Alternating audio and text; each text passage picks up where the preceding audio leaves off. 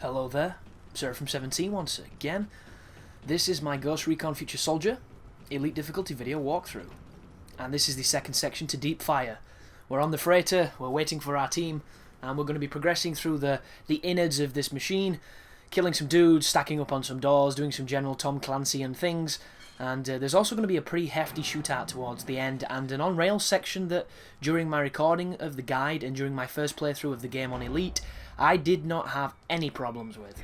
But I played it the other day, just, going back through the game, and I died about 5 times on the rail section in shooting the fucking other chopper. I don't even know why, so I'm going to have to chirp up and talk about that, because people might struggle with it, because I had a lot of trouble coming back, and I never did the first 2 times, which is very strange, but there's not too much to speak of this stuff. Just, bring the guns you're comfortable with, play the way you're comfortable at playing, and I'm going to go off onto a massive tangent involving Dark Souls. So if that doesn't sound like fun to you or something that you'd enjoy, feel free to switch off the video or mute the audio or whatever you want to do.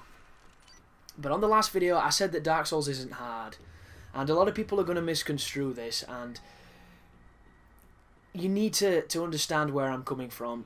All you ever hear about Dark Souls is that it's difficult. That's it. You don't hear that it's got, so many weapons in it that it makes some of the most recent RPGs that have come out look redundant in that area. You don't hear things along the lines of there's a rich and diverse cast of NPCs that you can do probably more side quests with than you can in all of the most recent Final Fantasies. It's like you don't hear these awesome groundbreaking statistics in something that essentially is just a very strict action-adventure game. You don't hear these things. All you hear are, oh, Dark Souls is hard, Dark Souls is stupid hard, Dark Souls, I don't want to play Dark Souls because it's too hard. And that, to me, is the biggest gripe against the game you can give a game, because if you tell somebody it's hard, especially in a day where, achievement hunters are notorious for not touching a game if they can't get all the achievements on them, all you're going to be doing is selling something that can be very challenging. You're selling it short. And I believe that Dark Souls is a big victim to that, because Demon Souls, I personally think, seems a lot more difficult than Dark Souls. Infinitely more difficult. And that's just because the penalty for dying seems to be a lot more severe. But I haven't played it, so I can't really speak of it. I'm actually going to go back and get it after Dark Souls, but Dark Souls itself, when you die on the game, a lot of the times, it's not even your fault. It has nothing to do with you pressing, the wrong button, making the wrong choice, doing a bad strategy. It isn't that. It's literally you did not have the knowledge that something was going to happen in that new area you were exploring, and it killed you. And that is what happens a lot of the time. And at first, I felt invincible when I was playing the game. I did the first boss, the Asylum Demon, or whatever his name is. I killed him without dying. I was like, I'm amazing at this game. I was, taking on all the early start stuff. And I got to the next section, I got the parrying down, it seemed pretty cool, there's a bit of an awkward timing to it.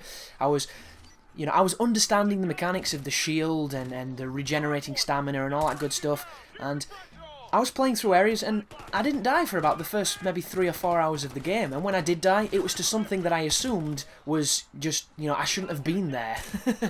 And for anybody that's played Dark Souls, to give you an idea of where I got to when I first died, I was just about to go up to where the to where the Taurus Demon is. There's a spiral staircase beneath the Taurus Demon boss, and if you have the Master Key, you can open up an entrance that leads down into a place called the Dark Root Garden. And when I was walking down there, I heard this noise of some footsteps, and I was like, what's happening here? Because when you play with Tritons on a game like Dark Souls that has absolutely no audio unless, it's sound effects, you hear everything, and I could hear something moving, and lo and behold, this little fella, I said little fella, clad in some of the biggest armour I think I've ever seen on the game, he was just like Concrete Man, came up these stairs with a giant, I don't know if it was a sword, it looked like a whale's bone, it was huge, it was some sort of mace, and he came up the stairs, and I backed up, he swung the mace with 2 hands, it didn't touch me, but for some reason, like a residual force must have clipped me. It completely destroyed all of my shield, all my stamina, and took all of my life. It was just like fucking, hang on a second here, this isn't right. What have I done wrong with this moment? So I came back at the most recent bonfire, and I went back to him, and I started trying to strafe around him to see if I could get some backstabs on him, and I backstabbed him, and it did not do any damage. His life was massive. I was like, well, I must not have to be here, and before I could get away, he hit me again, and it insta-killed me.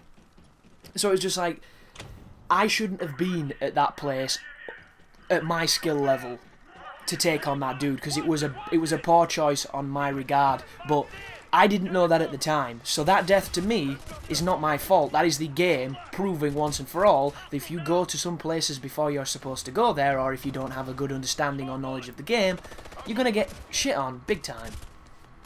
But I should probably speak about this moment. Enemies are going to come from the left and right balconies, what I'm looking at here. They're also going to come from the opposite side of where I was facing before, to my right, on those balconies.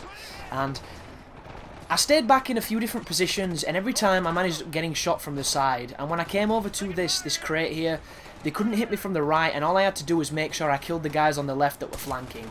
And it seemed to work a charm. I didn't die at this spot. It worked, and it was the one I decided to do on the game. And I don't understand what just happened there.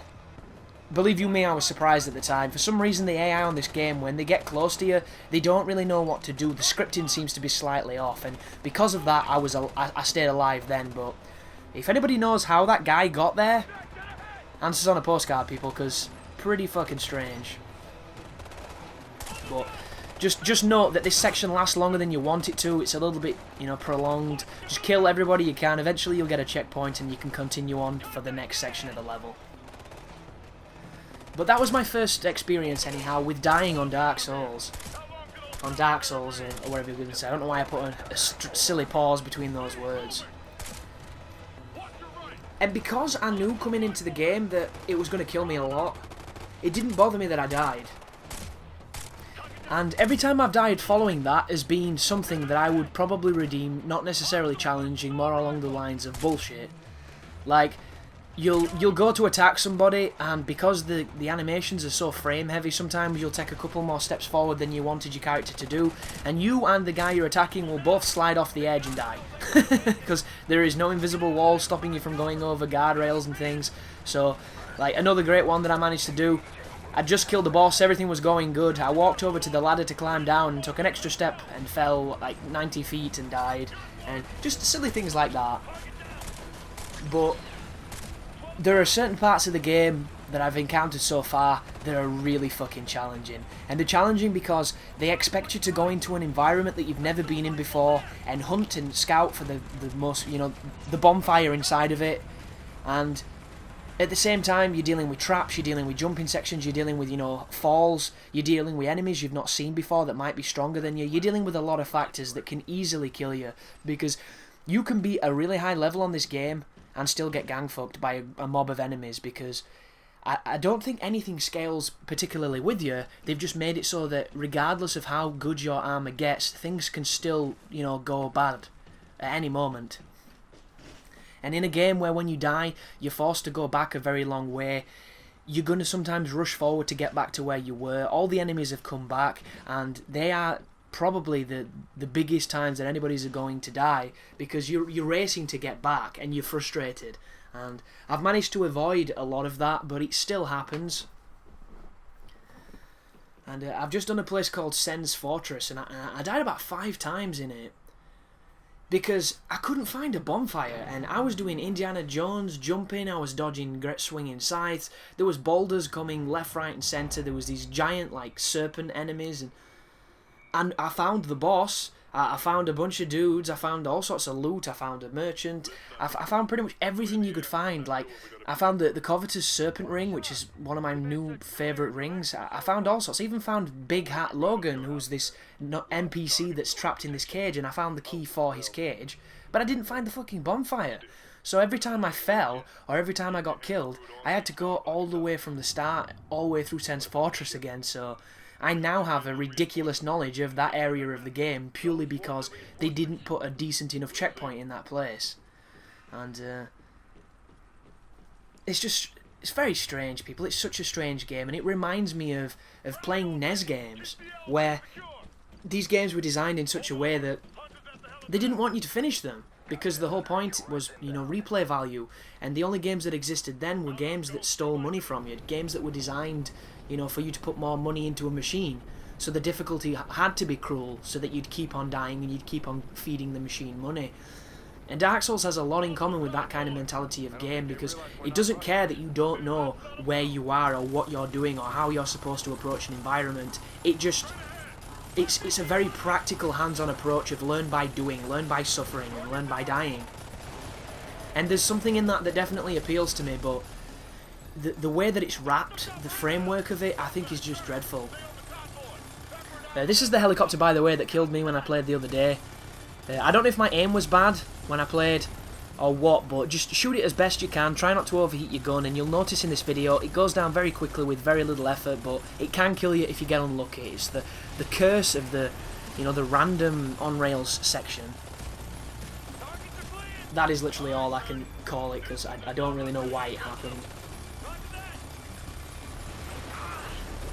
But yeah, Dark Souls is... it's such a strange experience with the way that they framed it. I mean, I lost my internet connection for some reason after I got the new router. It seems to be a bit unstable at times, and I think it's to do with IP conflicts, because we've got so many different people accessing it in my house, which, if I'm honest, drives me fucking crazy, but I don't pay for it, so it's not my place to really say anything. And I'm not as tech-savvy enough to isolate all the IPs so that it doesn't happen, but what it results in is the signal will randomly drop. And if you're playing Dark Souls when the signal drops, it kicks you out of the game. It's like playing online perpetually. And it's fucking stupid, because what the game does is it goes back to the main menu, it loads the game back up in offline mode, and puts you back in the game, and sometimes you lose progress, because this game... if you turn the game off in like a fury, and you've not quit the game correctly, like a fucking PS3 machine, it's like, oh, you have not turned this off correctly, this can result in losing progress. Why? Why is this a thing? It's like, it says do not turn the game off when it's autosaving. It wasn't autosaving when I turned it off, I just didn't want to go to a menu to turn off a fucking game. It's so strange. And not being able to pause, say what you want about that, is fucking stupid. And it's not stupid because, you know, there's going to be a lot of enthusiasts that really like these games that say like, oh, it keeps you in the experience, it keeps you, you know, the tension meter never gets to settle, you never get to relax. Nonsense. Go sit near a fucking bonfire, you can relax all you want. The only risk is if you've got humanity and you're in human form of some dude coming in and backstabbing you. That is it. That is the only risk. And if you're not human, you're fine. You could stay there for days. It is a redundant point. The problem that I raise is, what happens when you need a shit and you can't get to a bonfire? Or, for instance, somebody's shouting you because your dinner's ready. What do you do then? When you're balls deep in a dungeon you've never been in before, you're walking around constantly with your shield up because death lingers on every corner, and you have to leave. It's bullshit. Utter bullshit. But you're going to hear all about this, folks, so I do apologise if you wanted to hear about Ghost Recon, but there's not really much to say about this game other than it's not all that difficult. It is very fun though, it just has some real problems. But yeah, you're gonna hear all about Dark Souls when I do the live playthrough. And, some parts of that game, I mean, I could talk for days on it with what I've experienced so far, because I've just got to Anor Londo, and there's some stuff in this game so strange. it's just, there is nothing like it. There is literally nothing like it, and for that, it's amazing. But thanks for watching, guys. I hope it helped, and you take care now.